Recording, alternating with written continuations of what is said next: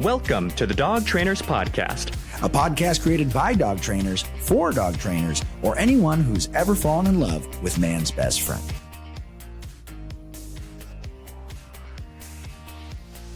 Hey everyone, welcome back and thank you so much for listening to the Dog Trainers Podcast. Mariano Alvarez here and Brent Labrada with a very special guest we'll announce in just a second. First, a couple things. Number one, as always, we want to give a huge shout out and a massive thank you to all of our listeners. We love you guys. We appreciate you guys. Thank you so much. Two, we want to remind you, in late April, Brent, myself, and none other than Tyler Muto are going to be doing Art of Teaching 2.0 in Buffalo, New York. Details on that in the description. We'd love to see you guys there. With that, I'm going to kick it over to Brent, and we're going to introduce our very special guest. Over to you, man. What's up, man? This is our first interview in a very long time. We're back behind the mics, and me and Mariano had a chance to do the Canine Conference. And I remember when I asked Mariano, I said, hey, man, I wasn't there last year. I didn't see it. Was there anyone that you were super excited to see again? And he goes, man, there was this guy. His name's JJ Siebrasse. He was really funny. He's really smart, really intelligent. And we're so lucky, guys, because not only did I get to see him at the Canine Conference, but then he agreed to do an episode with us as well. So we're super stoked to welcome our next guest of the episode, JJ. How you doing, man? What's up, Brent? How's life? Mariano, what's good? All good, man. Yeah, life is good. Busy, working, you fall asleep, you work, as you know, as a business owner. You get to fall asleep. That's awesome. Yeah. He's like, sounds like a privileged life you live. But yeah, man, just it's the grind of entrepreneurship. And one thing I want us to dive in today in this episode is just kind of talking about, first, let's talk about who you are. Tell us a little bit about your story, because one thing after interviewing so many dog trainers is everyone has such a unique story on how they got here. Would you mind telling the people? Man, sure. So I was never destined to be a dog trainer. That was not what I grew up in. That wasn't the world. Not what I did. I spent 10 years in the Army. I was around dogs. We had dogs on some of the teams and stuff like that, but wasn't my wheelhouse that I was in on. I spent most of my life just kind of trying to figure out what I wanted to be when I grew up. And here I am, 49 years old, still trying to figure out what I want to be when I grow up. But as we got deeper into life, I got out of the military, and I got into law enforcement because I was like, that's got to be really close to the military side of things. That's as close as I could be in a civilian world and, still be in a brotherhood and all those things that I was yearning for after leaving the Army. And I had to leave in kind of a quicker fashion. I was deployed to Iraq. My wife was in Germany and she was in a car accident that she passed away in. So I left Iraq, got back to Germany, tried to play Army, Mommy, Daddy, Ranger, all these things in one bundle, and I was failing miserably at it. My kids were the proof of that. So I did what I had to, and we got out of the military, but I wasn't ready to get out. I was the poster child for the Army, like travel the world, see new things, and shoot big guns and all that kind of stuff. That was wholeheartedly like everything I was. I didn't know anything else after a decade of only doing that. So I was searching for it, right? And got into law enforcement. That did not play as well as today's world had changed quite a bit prior to my joining of the military. And I just didn't, roadside encounters were not the best thing for me. And it really wasn't even dealing with the people. Is when the people would call my chain of command, then I go back and I'm on the carpet and they're like, you did this. And I'm like, no, I didn't. Watch the video, whatever. So I got tired of that. We got out of that realm. And I said, well, I was a canine handler while I was a cop, while I was a deputy. And I said, I'm going to go learn how to do this. So I went to the U.S. Canine Academy and Police Dog Training Center in Hialeah, Florida, Miami. And I spent the better part of 6 months living in Miami, scooping dog poop, handling leashes, and learning narcotics, explosives, apprehension, nutrition, animal behavior, all kinds of stuff. Super, super immersive. And I got myself underneath a whole lot of different big name guys, right? Like you guys are talking about this phenomenal course you're going to do up in New York with Tyler, like guys like that, right? Get in the room. I've always been told, get in the room, just get in the room with those people and you will naturally grow. So I chased that down, got bigger knowledge level, a bigger heart for what I was doing. And then COVID hit, and all of a sudden I needed to make money because police department said that they had no money because they couldn't pull anybody over. Nobody is going to jail, whatever things. So canine was kind of out, but everybody started asking about pet dogs, and pet dog just continued to grow and grow and grow. And I've owned this business for 15 years, and we always did a couple pet dogs here and there. At one time, I thought I wanted to be all in with a pet store and grooming and boarding, and I did it all. Like I was a one-stop shop for everything dog, because I thought I knew everything dog. I've been doing it for at least a year and a half. Surely I knew every last thing there was about dog training, so I'll take it all on. And I learned very quick. I was an overnight success at being a failure. You know what I mean? Like just instantly, it was so quickly put in front of me that you don't know crap about what you're talking about. You don't understand business the way you think you do. You don't understand dog training at the level you think you do just because you paid $20,000 and went to a canine academy for 6 months. Like I thought I had it, right? I thought it was all there. And every dog I touched quickly showed me different. Every employee I hired quickly showed me different. And I think that's kind of the biggest thing is that I learned early in life, learn from your mistakes and be willing to identify your mistakes. Until you identify that they're a mistake, it's not anything that you can grow from, and it will continue to be a mistake, not a lesson learned. Dude, I think that is such a big example of, I think, what a lot of people go through, right? Like there's been so many dog trainers that have developed over the last 5 years, 6 years, 7 years, COVID being some of like that pivotal moment for a lot of people jumping into it. But it's interesting to have, it's one thing to be confident in yourself and know like I can handle this, I can take on these challenges, but talk to us a little bit more about that feeling of like, could you share some examples of what it looked like where you're just like, shit, I don't know shit about shit, right? Like, I don't know. I thought I knew this, and this is a big slap in the face. Well, the guy that taught me was kind of 1963 Lackland Air Force Base style trainer. The guy that taught me kind of the foundational things, and it was a lot of put a choke chain on a dog, compulsion into a sit. Never once told me what the word compulsion meant. Mm-hmm. You know what I mean? Mm-hmm. And I was like, oh, okay, cool. I always thought we just used a whole lot of hot dogs, but this seems to work too. So there was a lot of yank and crank in my first year and a half, I'll say, of being in dog training. And I was like watching a lot of dogs, and don't get me wrong, I use pressure every single day of my life. Super, that's a different level of pressure, though. Yeah. Old school stuff, Keeler method style stuff, all that, And he was of an old school mindset of like, if you take a prong collar and you sharpen down the tips of it, right, you'll get an even higher response out of the dog. He wasn't wrong, but where I sit now, I'm like, man, that's kind of a douche move.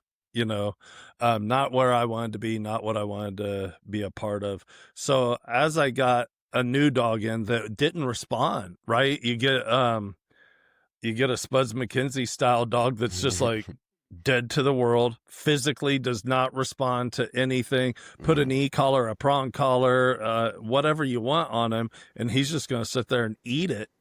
What do you do now? Yeah. And the first one of those I got, I was like, bro, what do? I have no idea.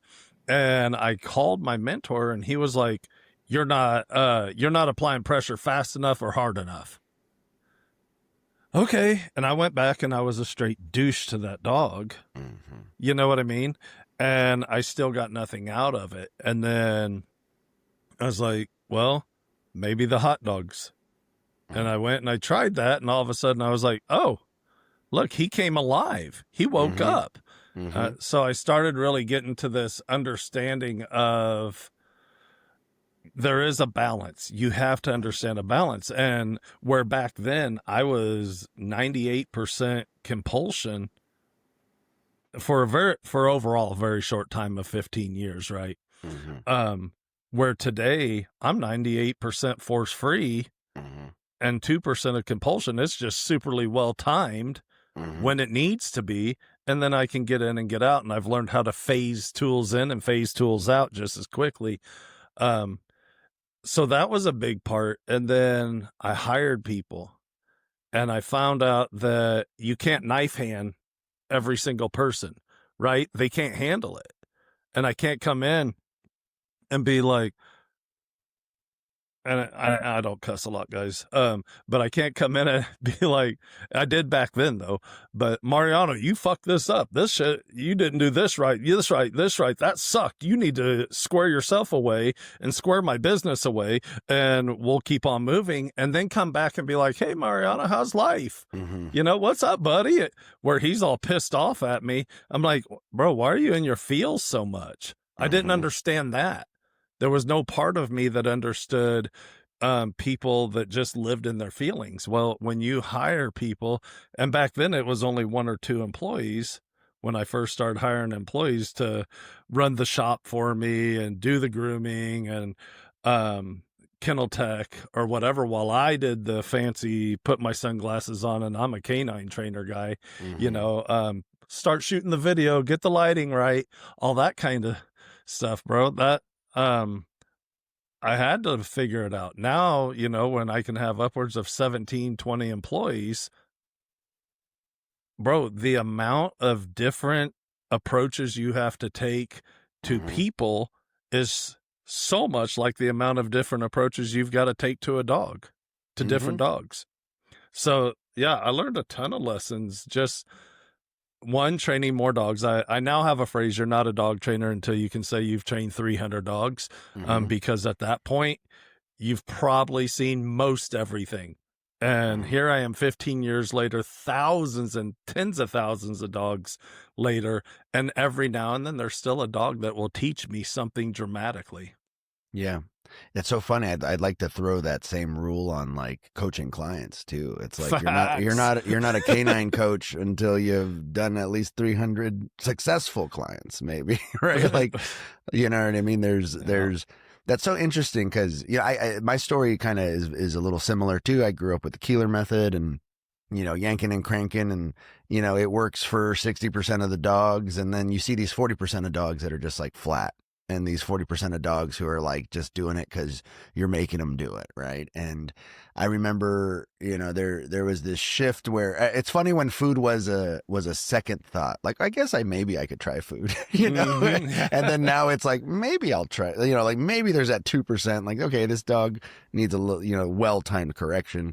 But usually now it's starting with positive, starting with fun, starting with play, it's crazy how the pendulum has swung even in the last 20 years of dog training. And I'm always so much fascinated by it. And I'm also fascinated in when you're teaching good techniques, it's easier to teach more people, right? So like building teams, building staff. Like I remember my first couple training assistants, like trying to teach them yank and crank stuff, 2-3 years into my career thinking I knew it all.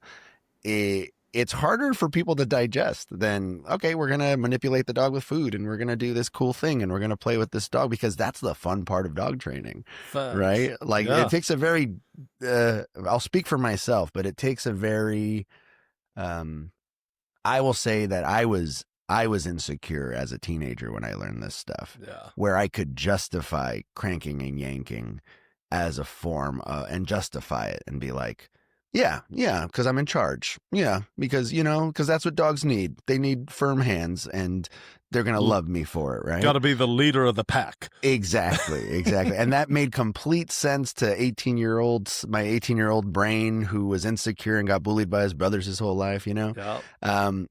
But yeah, that's so interesting, man. Okay, so tell us a little bit. So this is how the business got started. You grew it. Now tell us kind of where you are in the current day. Tell us, bridge that gap from where you ended your origin story to right now. Okay, so I'll preface it with we are getting ready, and we can talk about it if you want, but we're stepping into a new season. Right? The same threshold of the door that you're slamming behind you is the same threshold that opens up to a new room. And that's where we're at right now. And I'm excited for it. God's going to bless it without any doubt in my mind. That what we're doing is going to be what is needed. Currently, like I said, we've had upwards of 17, 20 employees, everything from kennel techs to multiple trainers on staff, office manager. We have a director of social media. And then my wife is, I'm blessed that during COVID, we blew up so much during the pet dog side. I promise you guys, I am the walking, living testimony of how quickly things can blow up and when it happened during COVID, right? I was successful for a lot of years. For over a decade, I was super successful in the canine world and a little bit of pet dog stuff here and there, and running a pet store and running grooming and running it, right? I had my hands in every little bit of the soup. So, where we're currently at is we're paying an ungodly amount for Google ads because that's the level of business that we're at. For us to make what we need to, we have to pay Google ads an unreal amount of money. We spend a lot of money in social media. I spent just on my marketing director alone. That's, a very, very expensive position to hire somebody into. And then add on top of that, the monies that you're putting into ads. Our overhead is about $90,000 a month. That's before we can start being profitable in any way. So there's a lot of big blow up that's happened. But it also led to what I consider being an unsustainable level of big consistently over the years because the market fluctuates so much, right? Had I crushed myself down a little bit further, stayed a little bit smaller, a little bit longer, I probably wouldn't be going into this new season that I'm going in now, but I also learned a ton over the last 2.5 years, probably. The last couple of years, and I don't care what administration you love the most in our government and all that kind of crap, but during COVID is the prime of our life for dog trainers, right? For pet dog world, everybody became a pet dog trainer because, oh my gosh, I can do 20 grand in a month. I can do 50, 80 grand in a month. That's ridiculous, So all of a sudden, dog trainers started falling out of trees like acorns. And then the last couple of years, we saw a hard shift in that, right? People were going back to work. They weren't stuck at home with their dog as much, right? Everybody was with COVID, stuck at home with their dog, figured out how much their dog sucked. And they were like, bro, I need help. Ring, ring, ring, ring, ring, ring. And they're not spending money on gas going to work. They're not eating out every day because they're going to work every day. They're sitting at home, So people all of a sudden had a higher level of money. There were some stimulus packages that came in that really helped things out. And bro, they were so much more willing to spend money. Now we're in a place where we're hopefully rebuilding things. I don't know. We'll see. The end game has to play out for you to know what actually worked and what didn't. And I'm watching a lot of business. I do coach people. I've been doing this for 15 years. I've done it at a super high level. And a lot of people are calling me from different companies all across the nation. And they're like, bro, I'm about to lose my company. You know what I mean? Like, I'm seriously about to shut my doors down, and I have to let all my employees go. I've got to let go of the building that I've been paying on for 3 years. All this stuff is happening. Yeah. And it's a shift, man. It's a super hard shift. It's heartbreaking because I know the anxiety that people are feeling and what they're going through, but it's also business. It's entrepreneurship. Like, some people make it through and some won't. Yeah, some people survive the storms and some people don't. Yep. What do you think are some qualities of those people who well, if you were to compare and contrast those who survive the storm and those who don't, what would you say the differences are? I think it's easy for the ones that don't. They are not willing to admit that they don't know. They are not, they have to have the face, they have to have the show that says, I've got it. I'm a business owner. Everybody, look, I've been running this business so great, and now it's tanking. I don't know what to do, but I can't tell the world that. You know what I mean? My ego's getting in the way. I started as long time ago, probably 8 or 9 years ago, I guess. I started a hashtag. It was hashtag no canine ego. And it wasn't that there's no ego in canine, because my gosh, but it was don't let your ego get in the way of the canine. You know, and don't let your ego get in the way of your employees being fed or your business growing or not growing. Like, your business doesn't have to grow in size to grow in quality, to grow in, like, to prosper within. If we all started eating better, I'm not going to grow in size as much as my heart, my lungs, my stomach, everything's just going to be so much better off. And when we get the internals better than the outside, the external, outternal is the word I was going to use. Outternal. I like outternal. Yeah. The external is going to be in such a better place too, right?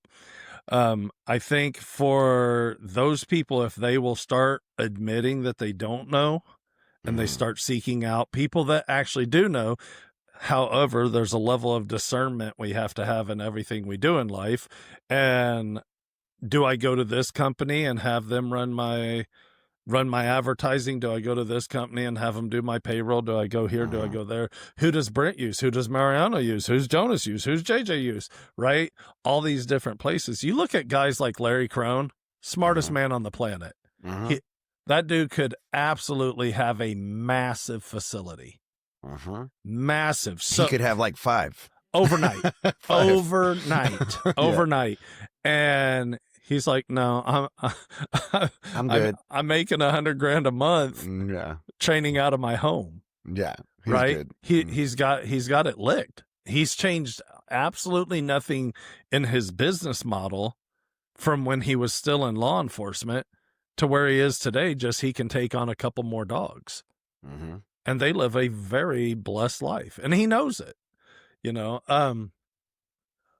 I think for the guys that weather the storm, it's those of us that are willing to step back and say, what I'm doing isn't working, and I'm forecasting. I've worked out the models, and I know what, just like this hurricane coming through Jamaica, and pray for those people right now, guys.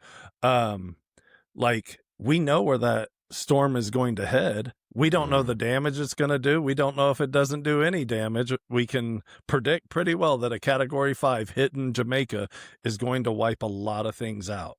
Yeah. So now we prepare for what happens when it gets wiped out. What's the first thing that they're going to need, right? This is all the stuff that FEMA and all these different places are supposed to be doing. You're supposed to be a FEMA for your business. You have to see the storm coming. You have to know what the weather's telling you. You have to prepare for it. Go ahead and get your galoshes and your raincoat and whatever out and be ready. And so many guys don't. They're just like, no, I just keep doing status quo. What's always paid me, what's always made this happen. And there's no adjustment left or right. Yeah. And I think, in my experience, cause I've sucked and almost tanked my own business and then been able to recover. A lot of it is just good business practices. And to your point, if someone recognizes that like, I don't know what I'm doing and just ask for help, they will do a lot better than if they just keep their mouth shut, Yeah. And one of the best business advice that I ever got was you need to have 2 to 3 times your operation costs in the bank, at all times. Yep. And it's like a emergency saving fund, right? It's like when the storm comes, at least I got 2 to 3 months on. I can pay my people, I can pay my rent, I can, take care of my insurance, I can do all that stuff. And, it's one of those things, it's always nice to be like 3 months ahead or 2 months ahead and then, never need it. That's the dream. But if you do need it, you're there. And then that gives you 2 to 3 months, because the seasons will always change in 2 to 3 months, right? The situation will usually change in 2 to 3 months, but it gives you 2 to 3 months to be creative. It gives you 2 to 3 months to think outside the box, to problem solve, to reach out to your old clients, to try and get return business, right? Like there's like all these cool opportunities, but a lot of people think it's sink or swim if they don't have that 2 to 3 months in advance.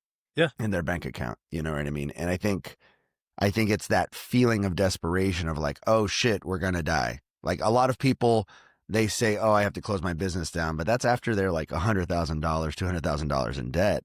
You know what I mean? It's not when they're $5,000 in debt or $10,000 in debt or $20,000 in debt because they think they're going to make that up next month. Right. Yeah. So that was the best advice. Always try and be in the positive. But then you can. For sure. But then you have the guys that they get $100,000 in the bank, and then all of a sudden there's a $70,000 car sitting in the driveway. Yeah. Yep. You know what I mean? And oh my gosh, we're taking everybody out to dinner. I fell into that. I'm not. You know what I mean? Like. No, I'm a big spender. If I'm with friends, I'll pay for everyone's stuff, and I paid the price for it. Yeah. Yep. Same thing. Yep, 100%. Yeah, this freaking fly keeps bothering the hell out of me. Get out of here, fly. Something too that I like about what you guys are saying right now is having 3 months worth of total operational costs in the bank makes a lot of sense because there's this like, I don't want to say over-prepare because that makes it sound unnecessary and it's not, right? But there's this level of preparation that hopefully more than protects you for 3 months, because the reality of the situation is, unless something catastrophic happens, like a hurricane blows down your business, let's say, you have 3 months worth of total operational cost and business is cut in half for the next 3 months. So really, because it's half, not zero, you have like 6 months or whatever the case, right? So yeah, it's definitely smart to be able to do that math. And, I guess I would love to hear a little bit more about what you just said too, JJ. People make just a little bit more money, they get a little bit more comfortable, and then start purchasing things. I think what ends up happening to people, correct me if I'm wrong, both of you guys, is in my life, this has been true, and I'm trying to make sure that me and McKenna aren't making this mistake now that she's working, the baby coming and blah, blah, blah. JJ, just so you know, my wife, she's a physical therapist now, which is like 7 years of schooling, and she's making good money and is going to make good money. Like the outlook, thank God, is really nice. But 7 years of school. So basically the whole time I knew her up until like early this year, she was making virtually nothing, right? So now that she's working and, and all that good stuff, even with dog training being a little slower, like we're doing fine and she's doing well and all this kind of stuff. And so I speak to her about this kind of thing. Like, number one, now that you're making good money, I don't really want to buy major depreciating assets like new cars off a lot and stuff like that, right? But number two, in my experience, all growing up with decent amount of money, very little money, it's not the big purchases like rent and like utilities that screw you over because you kind of mentally budget for that in your mind. It's all the little stuff. It's, oh yeah, I did buy McDonald's yesterday. Oh yeah, I did get this other thing at the gas station when I went, right? So I guess just a little bit about people who make a bit more than they thought, but then they think in their mind that it's more than it is, maybe. I think, and again, Brent said it and I said it, like we've both fallen prey to it. Like guys, I have gone out to eat with 4 people and spent $2,000 on dinner. Mhm. You know what I mean?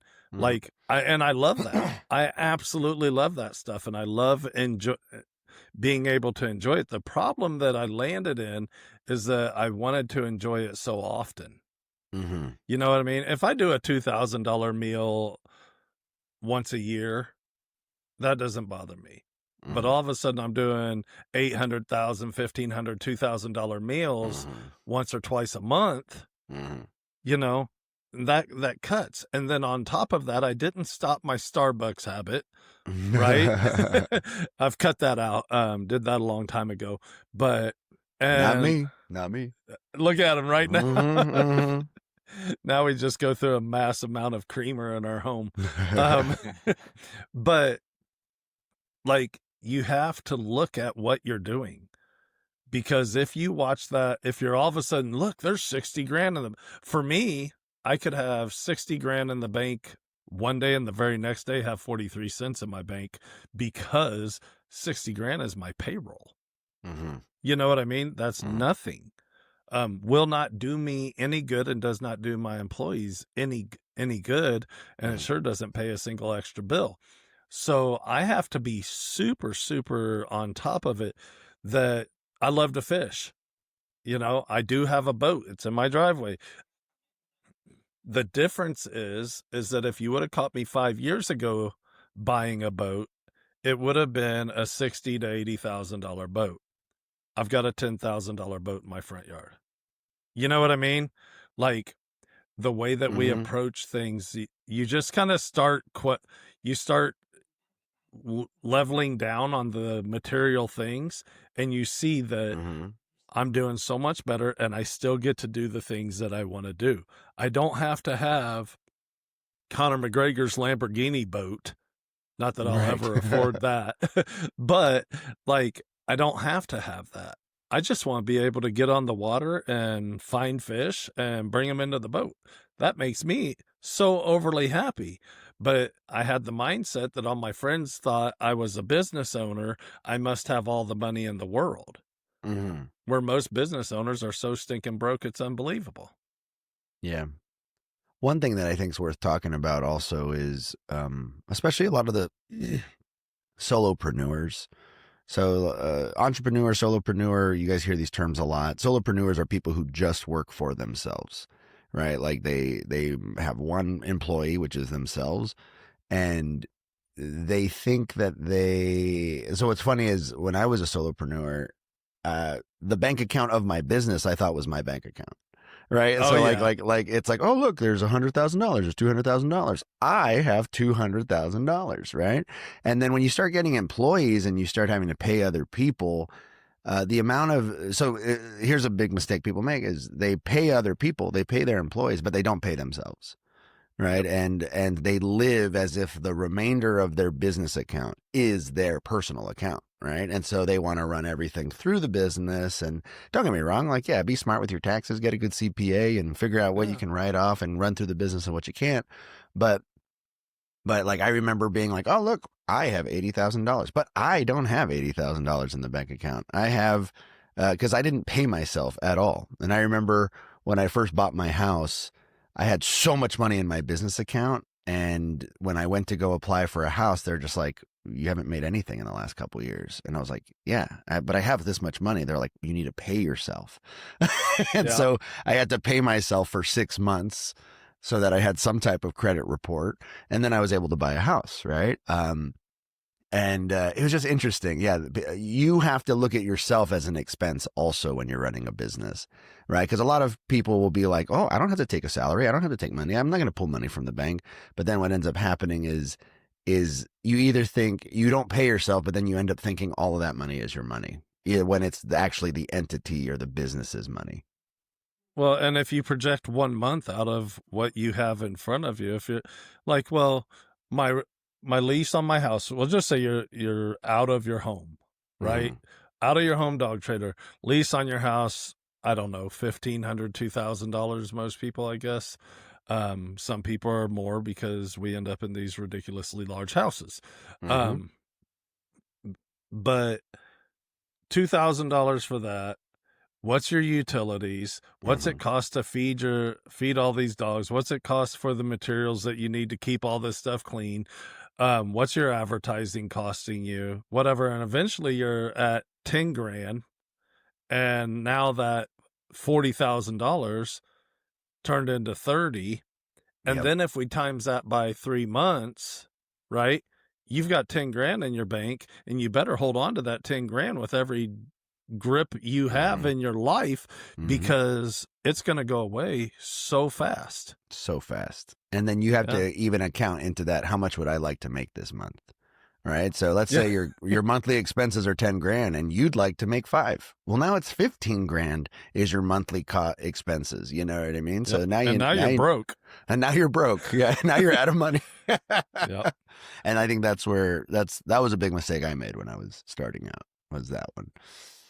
Nick White owns Off Leash Canine, and y'all, everybody's got their feelings. We don't, there's no one we hate. And no one we dislike, and we everyone's on their own journey, right? Love it. All right. So Nick's been a friend of mine for a whole lot of years. I've gone antelope hunting with him. I've stayed in his house, all this stuff. He makes phenomenally more money than I do. Okay. He just, all the locations, it's what is going to happen. Right. And I was like, all right, bro, so you're doing millions and millions and millions upon millions of dollars. How much do you think somebody should have to live on every month? And he looked at me and he said, if anybody is living on anything above $5,000 a month, they're living outside of their means. You know, and I took that to heart. And I know that, yes, there's a scale and it fluctuates person to person, right? I've got friends of mine that pay $26,000 a month rent on their home. You know what I mean? Yeah, Must I be a made nice this home. It is, but they're also worth a couple $100 million, you know. So for them, that's a tax write-off. They'll never buy a house. They're like, it's so much smarter for me tax-wise to rent a home and pay an ungodly amount for it or whatever. But I think that as you go through life, if you can keep everything you got within 5,000, because for most of you out there listening, before you became a dog trainer and before all that money started falling in your pocket, you were living off $2,000 a month. Why can't you do that now? Why, or maybe why not? Because I want stuff. Because I want to have stuff. Facts. Because I saw Brent had it. I saw Mariano had it. You know what I mean? I did it with my own podcast. When I started my podcast, I was like, I want all this equipment. I want all these things. Right. And then I went out and I started adding it up, and holy crud. Yeah. I thought podcast was like free to do. Yeah. And you realize you really only need $300 worth of equipment to do a decent podcast. You know? That's it. And then you spent $1,000. I also say this, you guys, please feel free to tell me if you agree or disagree, because for all of our listeners out there, both JJ and Brent have built businesses like most dog trainers never have, and unfortunately maybe never will, just in terms of scale and success and what have you, like literal tangible businesses, right? Untamed does well, but we're a very small operation. So I just want to mention this as one of the potential growing pains, and you guys just straight up tell me if this makes sense or not. Okay. So one of the mistakes I think I've made was early on me moving to Arizona, right? I'd already been dog training for a little while. Brent and I had known each other for years. We had just started DTP, right? COVID hit. We moved right in 2019. COVID happened the very next year. You met a girl, you left me, but correct. Anyways, yeah. Right. Bounced on your boy. Yeah. Yeah. Well, unless my boy's going to give me children. Wow. But we don't judge Mariano. We could have adopted, bro. We could have adopted. It would have been just cool. putting that question. It would out have been there. like the Full House. It would have been like 2 little girls, bunch of dudes, 2 little girls, all different shades. Yeah. Anyway, so you were mentioning people just want more. One of the things that I really wanted to spend money on, luckily I didn't, and I'd like to say it's because I was smart enough. Honestly, I just didn't have the money to do it, but I totally would have. is a nicer looking vehicle. And I think that one of the big reasons dog trainers do that is when you're newer, maybe you don't have space to board and train. You're doing mostly lessons. Most people drive to people's homes and they want to look like not shabby, right? They feel it's more professional and what have you. And obviously, like, I get that to an extent, right? But now, like these days, I find myself looking, I'm going to sell my car and get something a little bigger because we have a baby coming. And I'm looking for something that looks good even well into its old age, right? Like a golden era truck, like a early 2000s truck or something like that, right? Because it's easy these days to get something a little bit newer that's a lot more expensive, not even necessarily the most reliable vehicle these days. And, but I think cars is a big one for people like that, and buying more materials than they need because they think they need them. Like if I had a nickel for every dog trainer that sold 5 board and trains this month and they're like, oh my God, I need to buy 10 more crates. And then next month they have no money and a shit ton of crates and nowhere to put them. Yep. Stuff like that. Yeah. I can answer the second question. I think the idea of like projecting future success and then buying things that you may or may not need. I think we all dream big, we all hope for the best and stuff, but I've kind of just fallen into a thing where I buy it when I need it. And thank God for Amazon 24-hour shipment, right? If I need a crate, boom. Like my facility right now for a year and a half, we've maintained, 2 training rooms and been able to function with our dogs, but it's getting to this point where it's getting crowded. So literally this last week, I was like, we're tearing this whole section down. And so I didn't plan that. I just said, we need it now. We need to tear this down so we can build more training space. He's tearing down the east wing. Kind of, yeah. It actually is. It is on the east side of the building. But it's one of those things like I just focus on the business. I had the budget, and then I said, okay, do I have the budget? Okay, we're tearing this thing down and doing this thing. So do it when you need it, not when you don't need it. I guess, if that makes sense. I don't know if there's that makes total sense. And I feel like one more thing too is a lot of dog trainers. JJ said something earlier about growing from within before you grow from without. And another one of the massive lessons that I've learned, and I'm still learning, is just simple organization. You don't need more people. It doesn't need to cost more money to be much more organized. And it helps, which is why I brought this up right now, Brent, with that point of buy it when you need it. Because how many dog trainers have we run into that are like, the dog comes in Thursday, so I'm going to order the crate today, but it won't be here till Saturday type thing. Whereas with a little bit more organization, when did you know the dog was coming in Thursday? Was it a week prior? Was it 2 weeks prior? Yeah, you could have ordered it then, right? And so a little bit of that stuff can save a bunch of hassle and headache, right?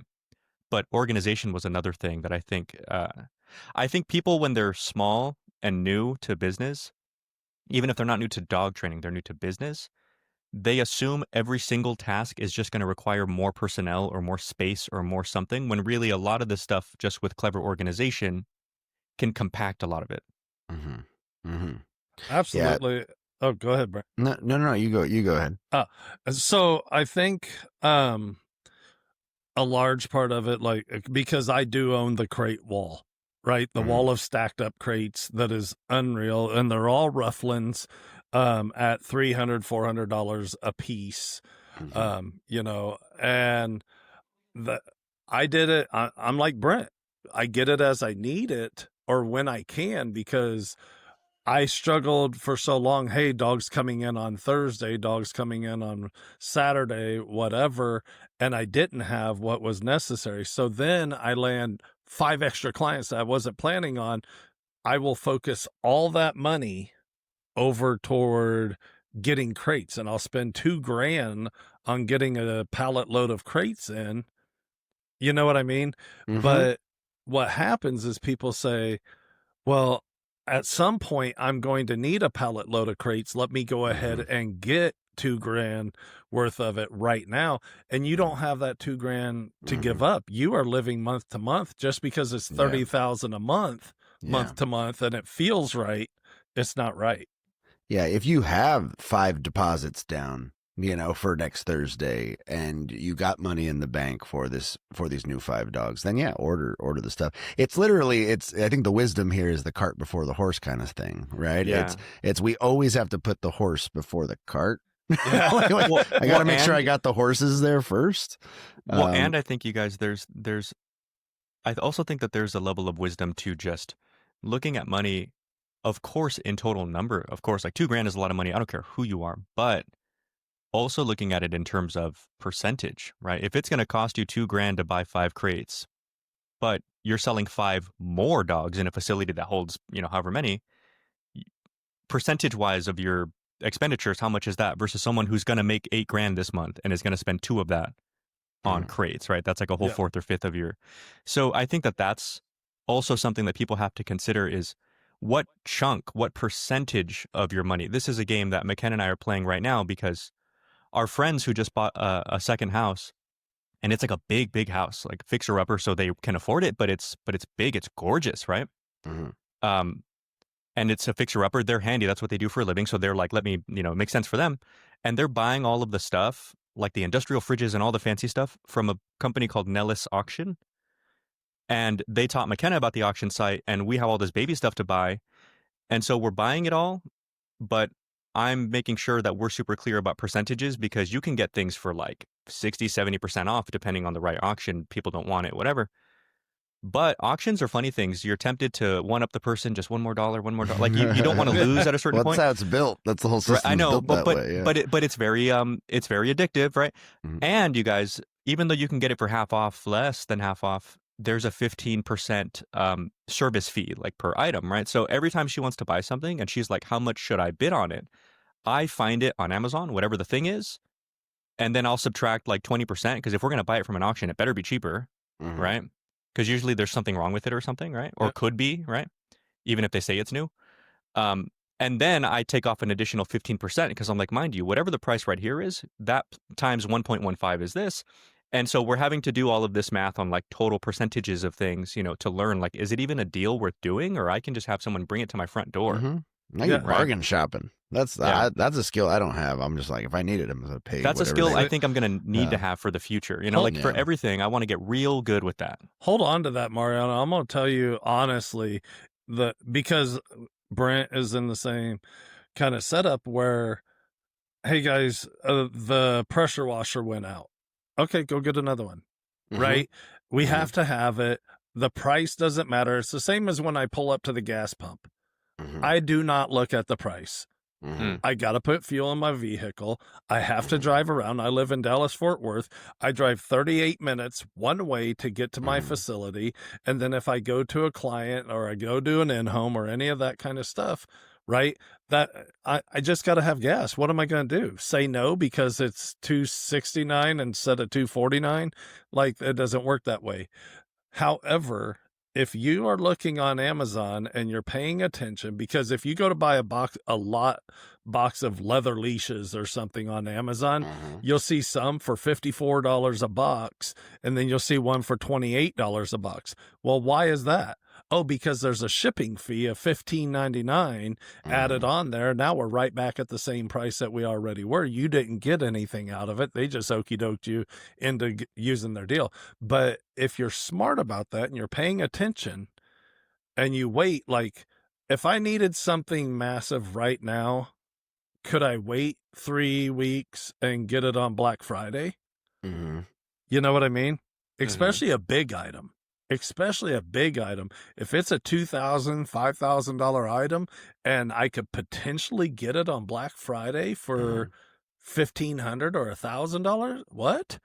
But instead, no, we got the money. Go get it now. Don't wait. You know, no, hold out. Take your time. And this is the biggest thing that solopreneurs don't do because they want to have a facility. They want to have the people. They want to be able to have a sign on the front of a building. The longer you can stay in your garage, the longer that you don't need 30 ruffling crates, the longer that you don't need 50 retriever kennels or whatever kennels you want to go out there and get, like, be there. Because I'm going to tell you that everything I have, bro, if you get that fly, it's going to be amazing. I'm going to get them. But everything I have, right?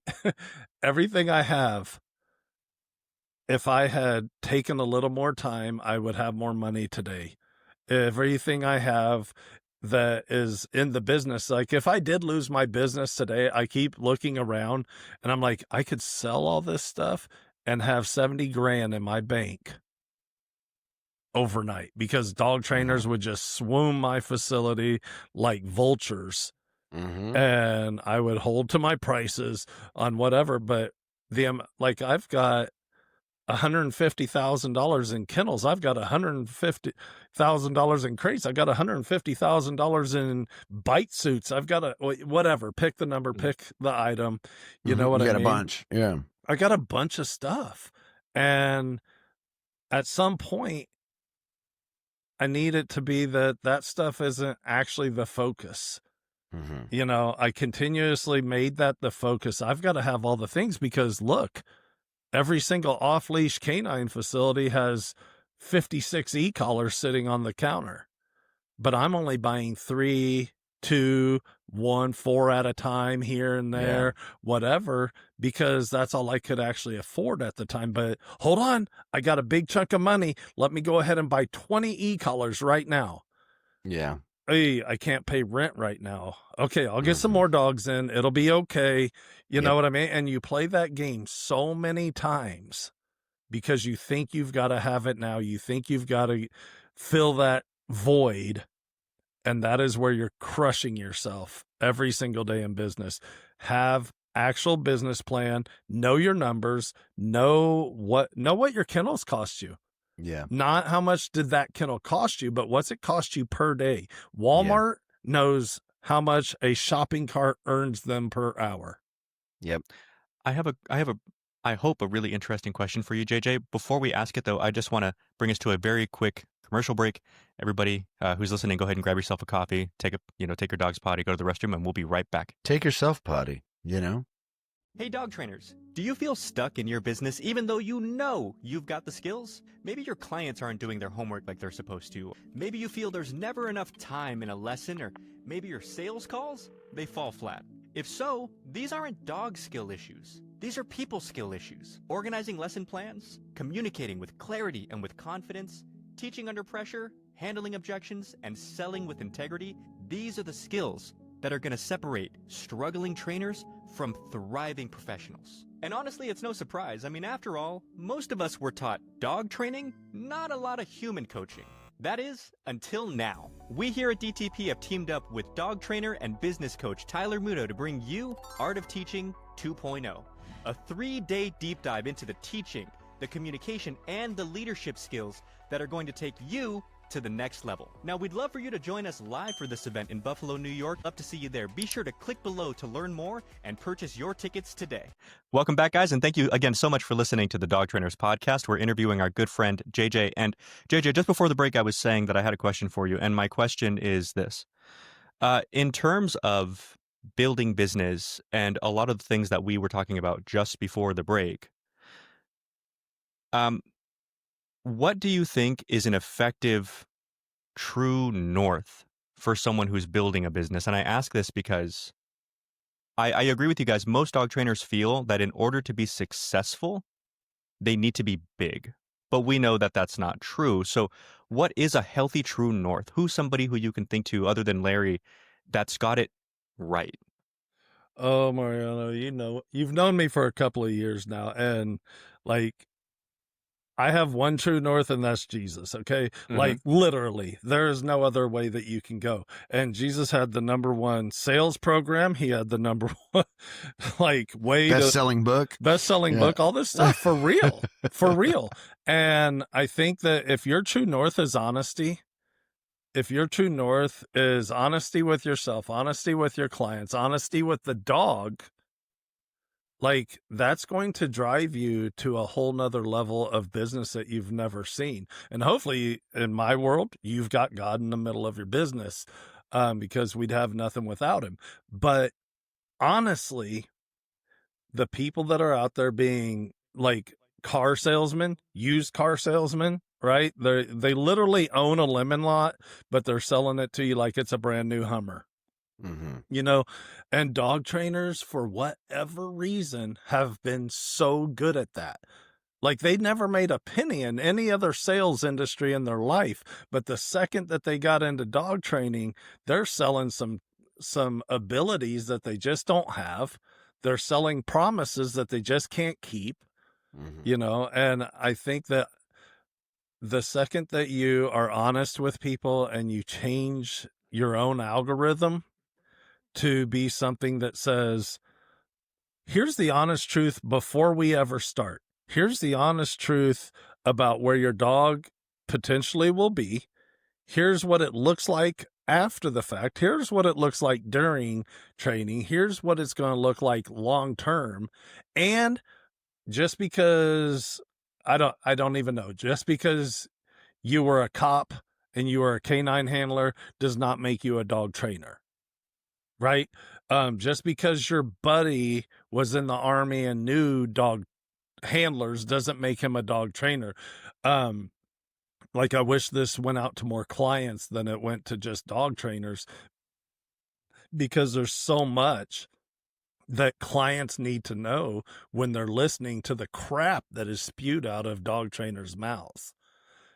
Stop with the crap. Just be honest. I don't believe in imposter syndrome unless you're lying.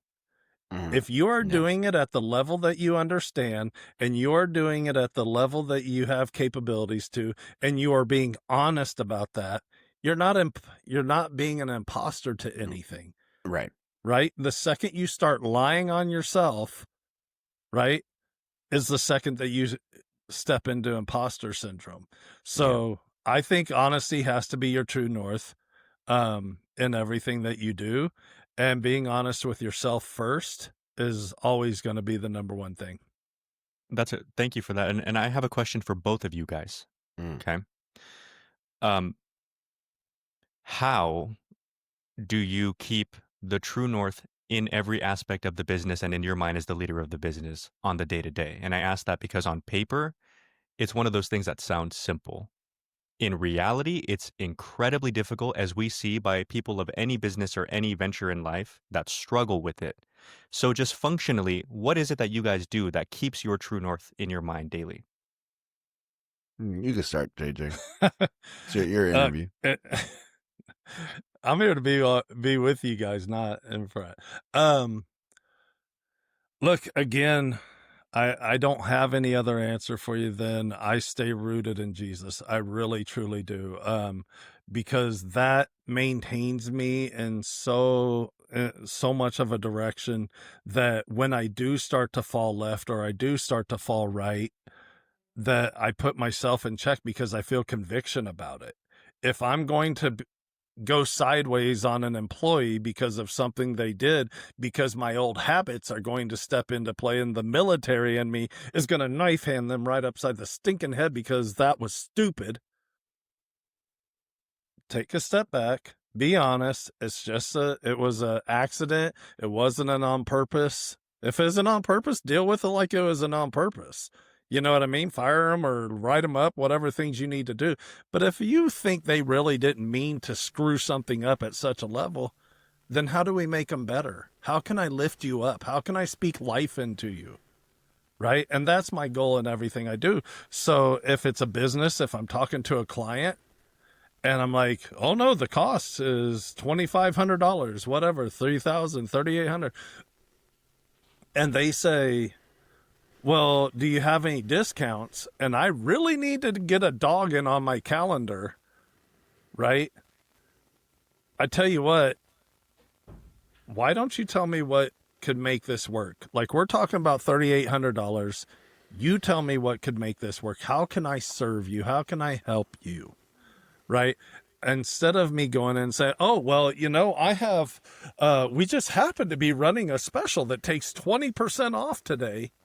No, you're lying. You didn't have a special. And if you're constantly running a special, you got more issues than we're actually being honest with ourselves about, right? If every single month you have a new special, then your clients are just going to wait until you have a special to actually spend their money with you. Instead, I'd rather look at you and say, Mariano, you need this right now. Your dog is in peril. I don't need to tell you that my business is struggling and I need to get you in the door. But I honestly want to take care of you, Mariano. I honestly want to help you and Ziggy out. I want to help you guys get on the right track. So the cost is $38.50. What does that mean for you? Oh man, I could probably only do like maybe $3,000 on that. I don't have the other $850. One, I think you do, but it's cool. What if I could meet you at 34? Does that work for you? Right? And now I've connected with that person and I'm taking care of them instead of feeding them a line that it's the 1st of November sale that we're having. Right. Whatever. It's just honesty. It's the 9th of November. Yeah. So, yeah. It's a day that ends in Y. You know? So for me, that's the biggest thing, is just be honest all the way across. Keep yourself in check. If you feel like you're about to spew some crap out of your mouth, or you're about to make a move towards somebody that is not right, it's just not right, and you know it, but your ego's about to get in the way, again, be honest with yourself. My ego's about to get in the way. Let me not do that. You try that just a handful of times and you'll see how everything shifts in your business, in your life, in your marriage, in your relationships, all the way across the board. I love that. Thank you. 100%. Can you say the question again? Yeah, just how do you keep true north in your mind when you're making all the thousands of decisions in a day that you need to make? I try to do so my company, the company is an entity, right? Like it's its own living, breathing thing. Like I'm completely dissociated from it. Like I'm at the helm and like I steer it, but my employees are the company. The dogs are the company. My clients are the company. Literally I put everyone other than myself. I do think about my self-interest. Don't get me wrong. I'm not stupid, but at the same time, I'm looking at like, okay, what would be good for my clients? What would be good for the employees? What would be good for the dogs? What would make sense from a business standpoint? And I guess every change that I make, either policy wise or service wise, or even sales wise, because it's like I know sales techniques, but kind of to JJ's point, it's like if I can take care of someone, I'm going to take care of somebody, right? I also do know in human nature, people are bullshitters. So I had to get really good at reading bullshit, right? But if I really know that someone needs my help, I'm going to help them. You know what I mean? So sometimes people just like to haggle. Sometimes people just like to play the game, and I can play the game back. We can play.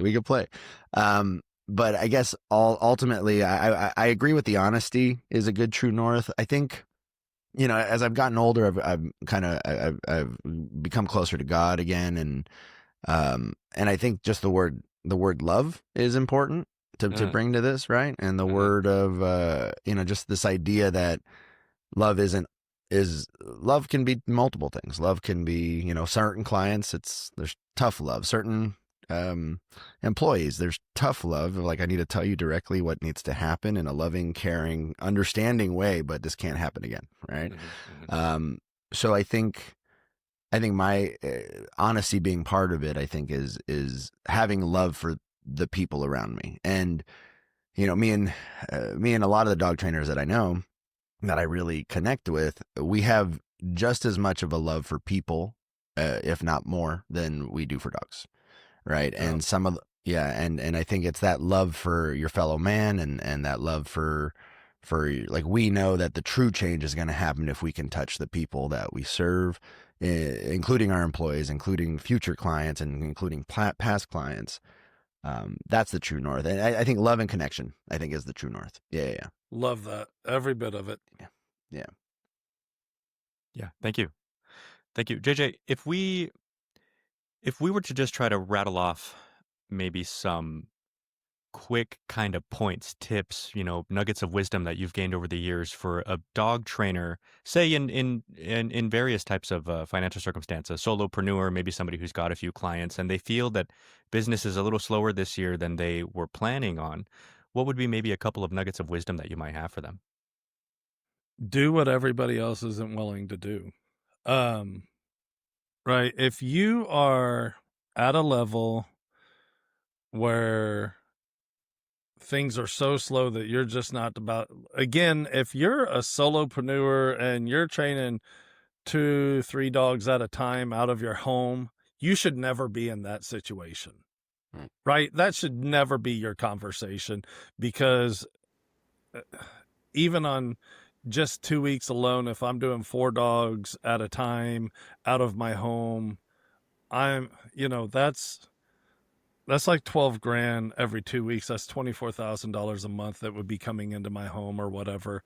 I would never be in that position. If you have grown and you've gotten to a point to where you have a couple of employees, you've got a kennel tech, somebody that helps you break the dogs and clean things up or whatever that looks like, and you have other people relying on you, you have to do things that make sure that they're taken care of. Because every single one of my employees, their kids, their wives, their husbands, their dogs, everything is on these shoulders. Mm-hmm. I have to go out. It's not just about me feeding my house. It's not about me just paying the bills in my house. I've actually given that up way more to make sure that my employees never miss a paycheck, never miss a bill. You know what I mean? They never feel the weight of what's going on in the business if I can keep them from it. Sometimes they do. Mm-hmm. That's a lot of the changes that we're making right now, is to even make it so much more that they don't feel that. Get out in front, go make connections with your local vets offices, your groomers, build a relationship with these people. Be a reason that they want to make you the one that they're recommending, right? Go to them and say, hey, I'm looking for a list of groomers that I can recommend out of my business. We train 400 to 500 dogs a year in one place, and I'd love to make you, Brent, the one that I'm recommending for that service.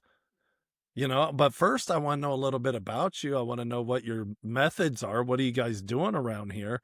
And then you leave it, like if you do agree with what they're doing and you are willing to put their name in your business, then tell them that, hey, thank you so much for taking this time, Brent, and do a little check back in. And maybe if they recommend 2 or 3 people to you, that's $6,000 to $10,000 that you made.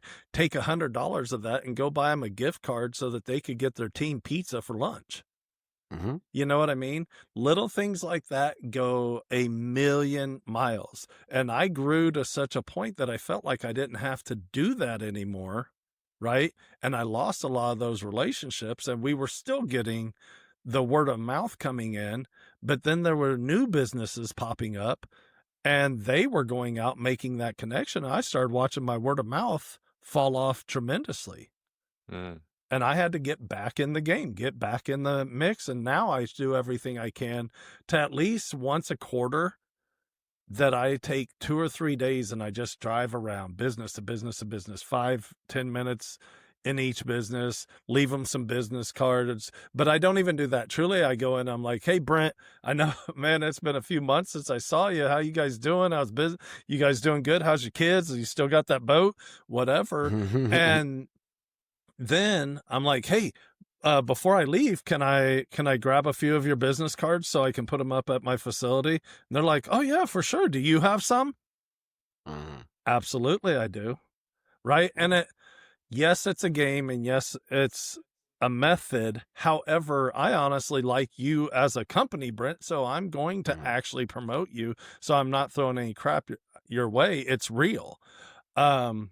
Getting yourself out to the public, go to the shows.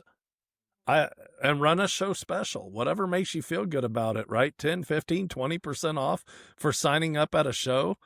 I have paid $1,500 to have a booth for a weekend at a show, and I've never left a show with less than 20 grand in business made. You know what I mean?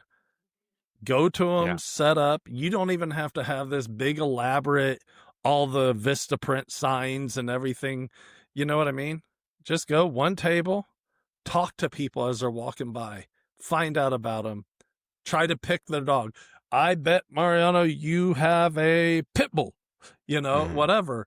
And they're like, huh, how'd you know? Or no, actually, I got a Frenchie, Dang it. Oh, man, I'm so good at this normally. But then they're laughing, they're joking with you, and they're talking to you. JJ just called me a Mexican in a very polite way. I did not say Chihuahua. Yo quiero Taco Bell. Right? But doing those kind of things, guys, honestly, beating your feet to the pavement out to the other businesses, business owners that have more people we call it, back in the day, there was a song, OPP. Mm-hmm. You remember that? Are you down with OPP? Mm-hmm. Yeah, you know me. There you go. But we call it other people's platforms, right? I use other people's platforms. I try to give, like with the Canine Conference. Do I sign people up from the Canine Conference on my business done right?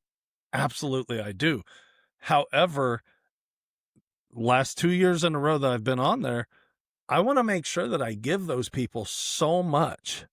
Like, here's some tangible stuff that you can take and go put into your business and into your life right now and watch change happen. And if I'm feeding people at that level, then it's going to connect. It's going to make people know that I truly do care. And I'm not just here saying, hey, guys, have you heard? Look at my shirt. Look at this. Look at that. See my hat that says my logo on it? Logo, branding. That's not what it's about. Honestly, I think the last 2 years in a row, I've made sure to wear like a God is More or a Jesus shirt or something on the conference, because that means way more to me than my business ever will. But like, I'm not using other people's platforms to draw business. I'm using other people's platforms to serve people. And when they see the level that I serve people at, they are naturally drawn to come over here and find out what else that I can do for them. And that's how I believe business is supposed to work. Yeah, you trigger reciprocity. Like you just serve and give value, and people will either like you, want your number, at least know who you are, and they remember how you made them feel, and they tell their friends about you. The amount of referrals that I get for people who actually never did business with me, like they had a phone call. Like we have reviews on our Google page from phone calls, Like people who are like, I called, they were too expensive for me, but boy, were they sweet and blah, blah. You know what I mean? I'm just like, great. Like, that's cool. Brent's sweet. Brett's sweet. Yeah, my receptionists have reviews. That's really funny. That's awesome. What was I going to say? To add to all that, I agree with all of it. Yeah, you put that footwork in, and obviously there's. I didn't understand the social media thing. I didn't understand, I still don't understand. I'm still figuring it out. But now that I've, when I had downtime, I put a lot of energy into my social media. And for local businesses, ultimately what social media does is it just legitimizes you as a local business, right? So if there's like 3 dog trainers in your neighborhood and on your website it says you have a YouTube channel, or it has an Instagram page, or it has a TikTok or something like that, the modern client nowadays will look you up on the internet and look for your stuff, and they will get to know you through that social media, right? Like, do you seem like you know what you're doing? What do your dogs look like? Do they look happy? What does your place look like? And so another aspect, other than the footwork, which I think you cannot beat the footwork, you got to get into people's faces. But another way to get into people's faces is really focus that service energy, like bringing service and value to people, and just record it, put it in a video, show yourself doing something of value that people might be like, oh, okay. So I think that's going to be really important. And when you have downtime in your business, it's an investment for the future. It's not going to get you clients that day, but it is something that will help you in the next down season when people are looking for dog trainers. Yeah. I think digital products a thing too. A lot of guys don't understand what it's like to actually put out a digital product, but it's easier than ever now. Get something out there. Something's better than nothing, and you can refine it as it goes. We did the same thing with our podcast, right? My wife and I, just like we got some equipment that worked, made it happen, and we don't have big fancy backgrounds. You guys didn't tell me we were all wearing bricks in the back today. I would have made that happen. But No, I'm outside. Yeah, it was outside. So quiet. But like, just get something out there. Like you said about making the videos for social media and stuff like that, showing your work and YouTube and whatever things. Just get something out there, because until you start speaking, until you start teaching, until you start doing, you're not going to see where you're lacking, so that you can make it better and better. It's like push-ups. The only thing that makes push-ups better is doing push-ups. 100%. 100%. I think this episode was really insightful, and it feels so good to be back in the seat with a dog trainer talking about the dog training business stuff, man. Again, those listeners, we've been on a hiatus. We've been very busy with other projects, and it just feels so good to be back here. And I'm so glad we had JJ on as our guest to help break that fast, if you will, that we were on. Any last tips that you have for members of our audience? Man, love others, love yourself, and treat every moment like it's your last, and make it the best that it can possibly be. Do it in your business. Do it for your employees. If you have employees, go to the moon and back for them. They may not follow you, but if you're going and you're leading from the front, they're going to be a lot more willing to follow you. If you stop leading, they're going to stop following. 100%. Yeah. Guys, this was another episode of the Dog Trainers Podcast. I want to thank our friend JJ for joining us. My name is Brent Labrada, and that guy is Mariano Alvarez. And we'll see you guys on the next episode. See you later. Take care, guys. See ya. Thank you for listening to the Dog Trainers Podcast, a podcast created by dog trainers, for dog trainers, or anyone who's ever fallen in love with man's best friend. We really hope that you enjoyed this episode and can't wait to be back with you guys. Be sure to follow us at Dog Trainers Podcast on TikTok, Instagram, and YouTube. And don't forget to punch the hell out of that subscribe button and leave us a review. Remember, guys, this is your podcast. You're the best listeners in the world, and we'll see you next time.